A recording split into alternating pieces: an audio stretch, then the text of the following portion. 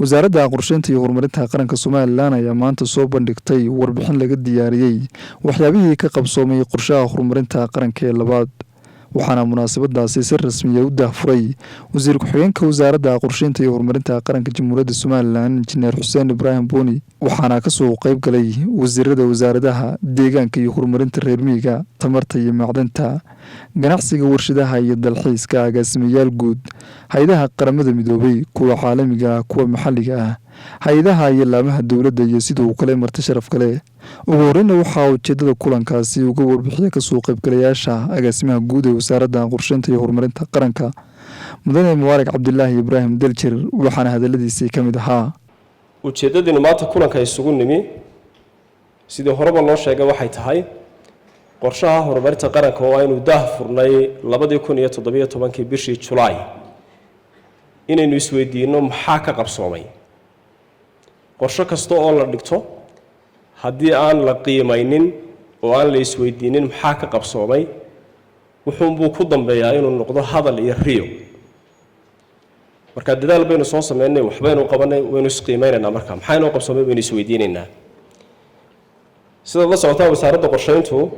waxay dalka mas'uul uga tahay 4 shaqo oo waaweyn shaqada koobaad waa qorsheyn in horumarka waddanka la qorsheeyo shaqada labaad waa in xogtii lagu go'aan qaadanaya la soo saaro statisticskii dalka shaqada saddexaad waa isku dubaridka iyo coordinationka horumarka dalka ka socda iyo arrimaha mucaawinooyinka shaqada afraadna waa qiimeyn iyo dabagal marka shaqadaynu maanta u joognaa waxay ka mid tahay afarta shaqo ee wasaaraddu ay waddanka u qaabilsantahay oo ah inaynu horumarka waddanka qiimeyno si aynu markaa go'aamo xaqiiqo ku dhisan u qaadan karno mustaqbalkana directionka aynu dhaqaaqayno jihada aynu dhaqaaqayno aynu u go'aamin karno agaasimaha waaxda dabagalka iyo qiimeynta ee wasaaradda qorsheynta iyo horumarinta qaranka Soomaaliland mudane Faysal Madar ayaa waxa uu munaasabadaasi ku soo bandhigay warbixintani ay ka diyaariyeen waxyaabihii ka qabsoomay qorshaha horumarinta qaranka ee labaad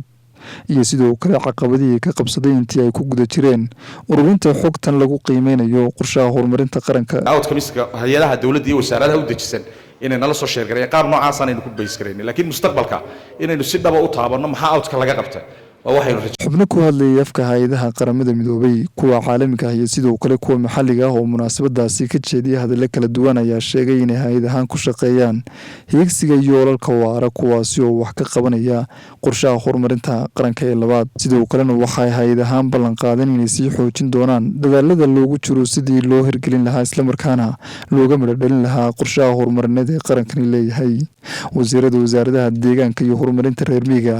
macdanta iyo tamarta ganacsiga warshadaha iyo dalxiiska oo munaasabadaasi iyaguna sidoo kale hadallo kala duwan ka jeediyey ayaa waxa ay wasaaradda qorsheynta iyo horumarinta qaranka Soomaaliland iyo sidoo kale mas'uuliyiinteeda ku bogaadiyeen dadaalada ay ugu jiraan hirgelinta iyo sidoo kale fulinta qorshaha horumarineed ee qaranka Soomaaliland waxaan aad iyo aad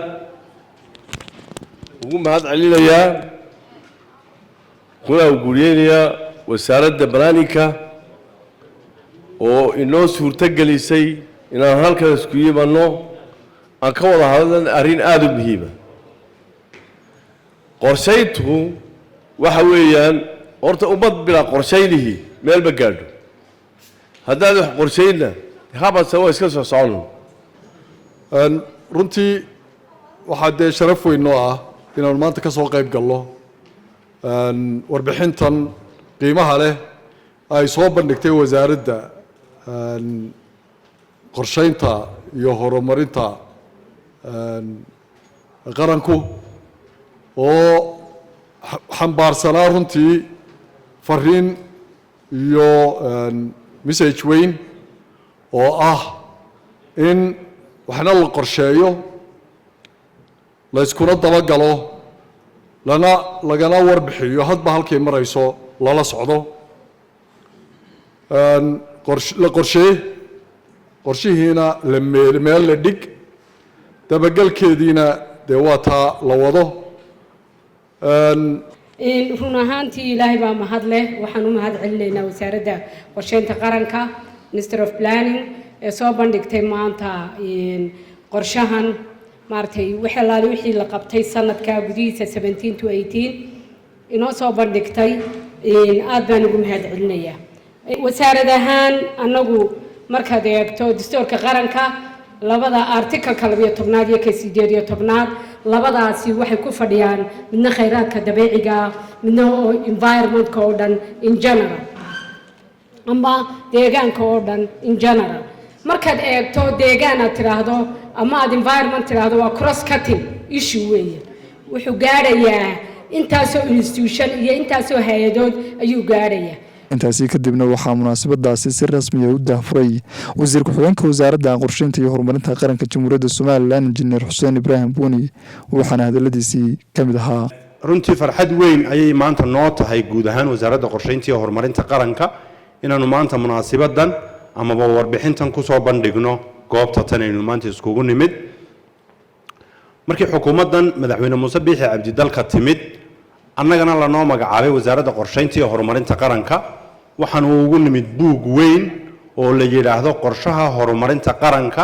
oo diyaarsan hase yeeshee weyn isku xidhan oo kabadh ku jira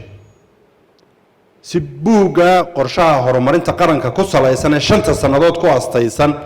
hirgelintiisii amba dardargelintiisii looga midho dhaliyo tallaabooyin fara badan ayaanu qaadno runtii hirgeliyay inaanu maanta halkan soo gaadhno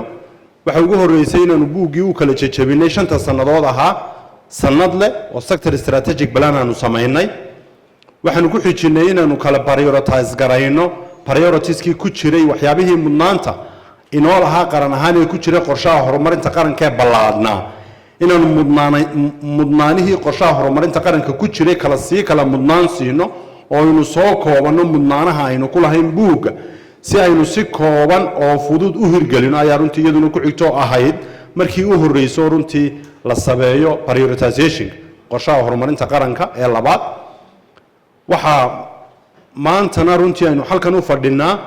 waxyaabihii qaran ahaan mudnaanta inoo ahaa wixii inooga qabsoomay inaan warbixintoodii soo bandhigno iyaduna ay tahay markii ugu horreysay ee la soo saaro warbixin qorshaha horumarinta qaranka wixii ka qabsoomay warbixinta maanta aynu xalan ku soo bandhignay waa warbixin ku salaysan qorshihii aynu dejisanay qorshaha horumarinta qaranka ee labaad ee iminka hirgelintiisii aanu bartanka kaga jirno marka mar labaad iyo mar saddexaad waxaan macalil wasaaradda idinka mahad celinayaa iyo agaasimayaasha guud ee hay'adaha madaxa bannaan iyo wasaaradaha dawladaba gacanta aad naga siiseen inaanu maanta warbixintan halkan ku soo bandhigno saaxiibada Soomaaliland waxaan uga mahad celinayaa gacansiinta Soomaaliland ay siiyaan